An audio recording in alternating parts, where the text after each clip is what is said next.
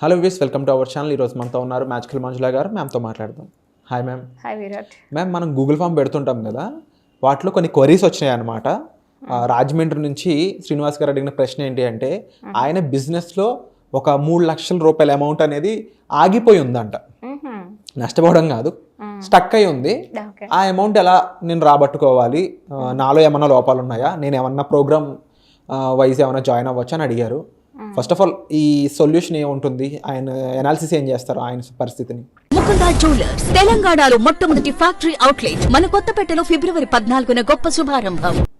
So ఇప్పుడు రాజమండ్రి నుంచి శ్రీనివాసరావు గారు కదా, సో ఈయన శ్రీనివాసరావు గారికి ఐ థింక్ సో వాళ్ళకు ఉండేటువంటి ఈ మనీ అనేది రాకపోవడం, అంటే స్టక్ అయిన అమౌంట్ ఏదైతే ఉందో అది మెయిన్గా ఎవరి దగ్గర నుంచి రావాలో వాళ్ళకి ఈయనకి ఒక కార్మిక్ అకౌంట్ అనేది ఉండి ఉంటుంది.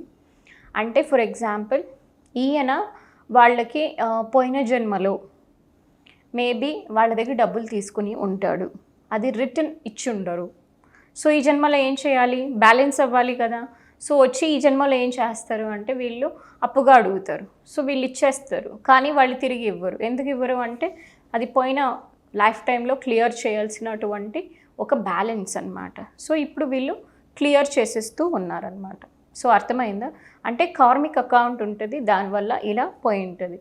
సో మనం మెనీ టైమ్స్ ఒక డబ్బు పోయింది అంటే మనం ఎలా ఆలోచన ఉండాలి అనేది, అఫ్కోర్స్ అది చాలా పెయిన్ఫుల్, ఐ అండర్స్టాండ్, నాకు అర్థం అవుతూ ఉంది. కానీ మన వాస్తవాన్ని వాస్తవంగా మాత్రమే మనం చూడాలి. నేనేదో దాన్ని కప్పుపుచ్చి మీరు కేసులు వేయండి ఇలాంటివి చేయండి అంటే అవన్నీ వర్కౌట్ అవ్వవు.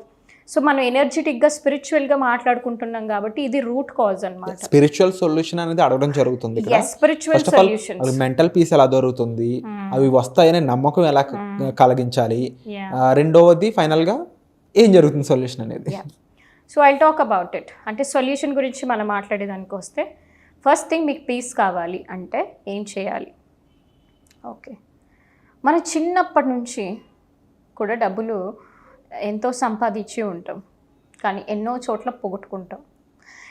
కొన్నిసార్లు మనం దానాలు ధర్మాలు కూడా చేస్తాం. కొన్నిసార్లు తిరుపతిలో హుండీలోకి వెళ్ళి కూడా కొంచెం ఏదో 5 రూపాయలు 10 రూపాయలు 100 రూపాయలు 1000 రూపాయలు 116లో చెల్లించుకుంటాం.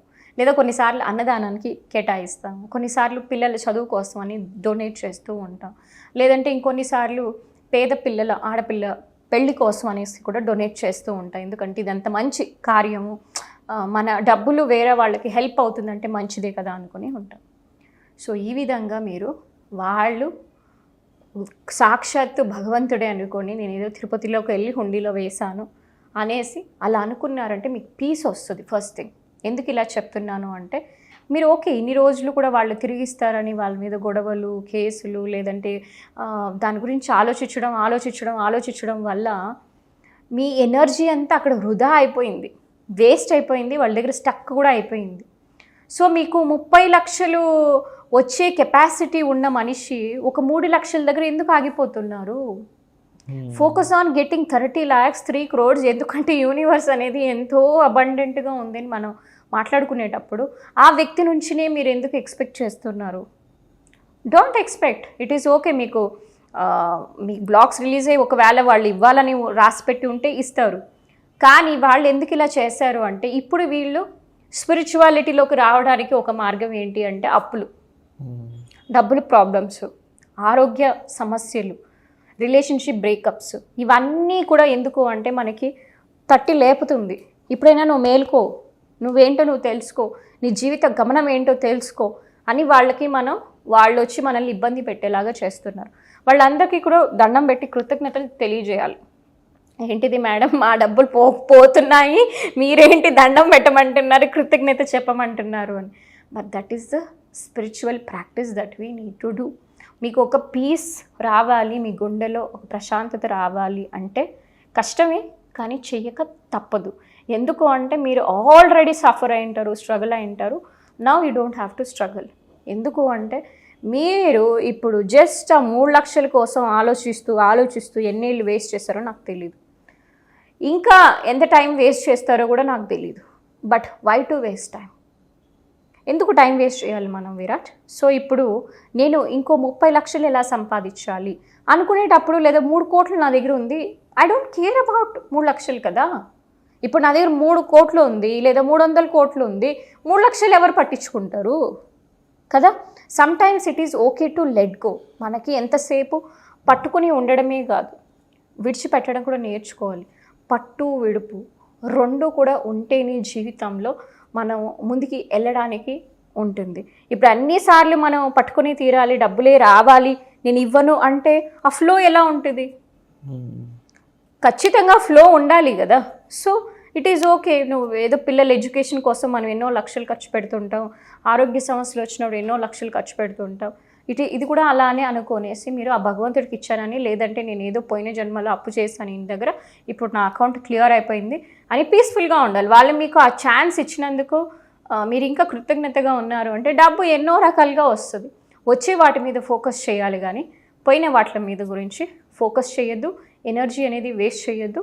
అండ్ ఎన్నో దారులు ఉన్నాయి, ఆ దారి గురించి మనం ఆలోచనలు చేశాము అంటే బోల్డ్ డబ్బు మన జీవితంలోకి వస్తుంది.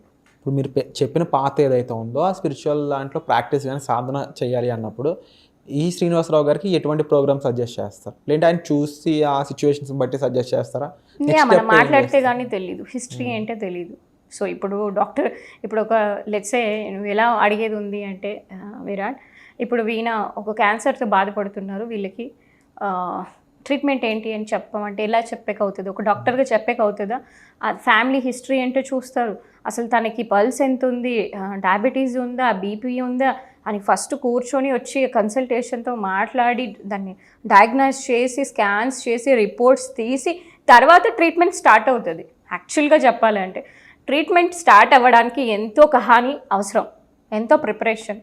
అట్లాంటిది ఏమీ తెలియకుండా ఆయన గురించి నేను ఇక్కడే మొత్తం ట్రీట్మెంట్ చెప్పాలి అంటే ఎలా అవుతుంది? నాకు తెలియదు. సో మొత్తం డీటెయిల్స్ తెలుసుకున్నాము అంటే రైట్ పాత్ ఏది అని చెప్పొచ్చు.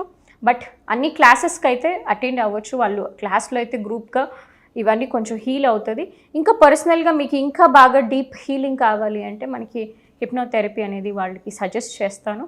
సో అందులో మనకి పాస్ట్ లైఫ్ కర్మ క్లియరింగ్ ఉంటుంది, ఇన్నర్ చైల్డ్ బ్లాక్స్ క్లియర్ చేయడము, ఇలా బోల్డ్ ఎన్ని ఆస్పెక్ట్స్ ఉంటాయి కాబట్టి we can do that. Wonderful ma'am. తప్పకుండా శ్రీనివాసరావు గారు మ్యామ్ని కాంటాక్ట్ చేయండి. మీకు ఎటువంటి సిచ్యువేషన్స్లో ఉన్నా దానికి సంబంధించిన సొల్యూషన్ అనేది మ్యామ్ ద్వారా మీకు అందాలని నేను మనస్ఫూర్తిగా కోరుకుంటున్నాను. అలాగే మ్యామ్ చెప్పబోయే ఫ్రీ క్లాస్లో జాయిన్ అవ్వాలి అని ఆడియన్స్ ఎవరైతే అనుకుంటున్నారో వాళ్ళ కోసం కామెంట్ సెక్షన్లో గూగుల్ ఫామ్ ఇవ్వడం జరిగింది. ఆ ఫామ్ని ఫిల్ చేసినట్లయితే ఈ క్లాస్లో మీరు ఫ్రీగా పార్టిసిపేట్ చేయొచ్చు.